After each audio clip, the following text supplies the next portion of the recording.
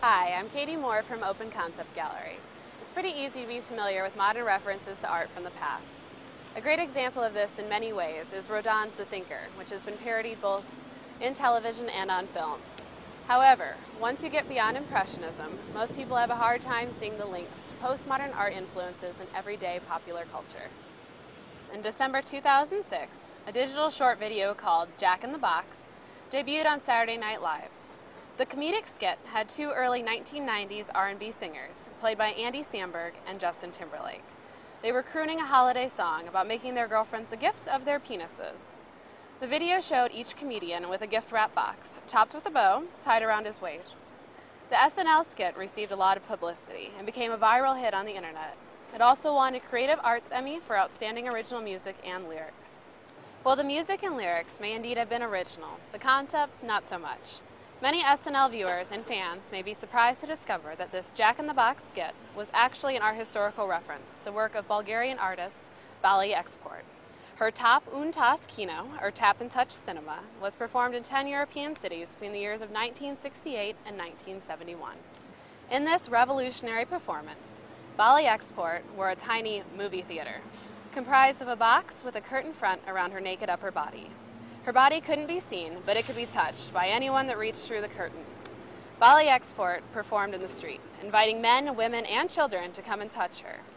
Through this and similar performances, Vali Export attained an iconic status in feminist art history.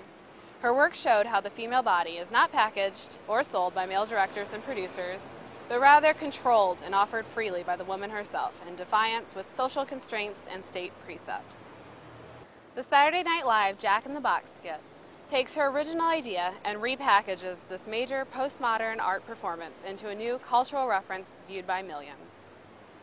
Another modern artist who repurposes art references is the avant-garde pop singer and fashion icon Lady Gaga.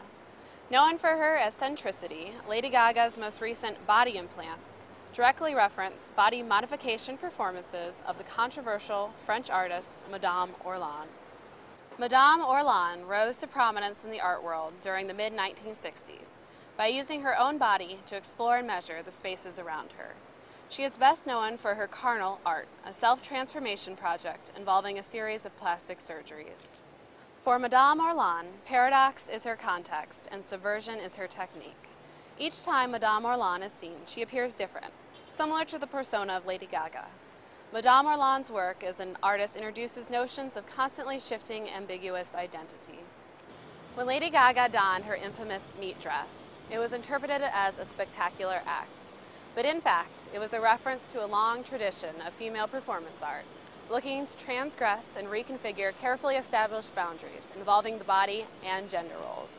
Lady Gaga, as Madame Orlan did before her, creates a visceral effect and sensory overload of imagery to successfully provide the detachment required for its judgment and interpretation.